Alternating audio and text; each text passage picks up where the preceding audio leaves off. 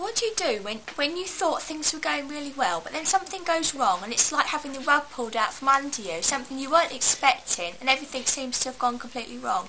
Especially, it's hard if you thought you were serving God, if you thought you were doing something God's called you to do.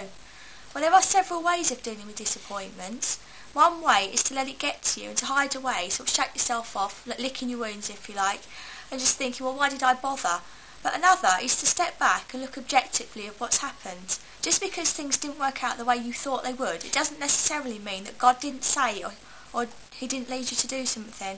It could be that he's just got a time for this promise. Look at Moses. God called him to lead the children of God out of Israel, but he didn't have God's backing until it was God's time. Or perhaps you've made a mistake and realised with hindsight, having prayed again, that God didn't say it in the first place, and you made a mistake. That's why your plans have come to nothing, because they weren't of God to begin with.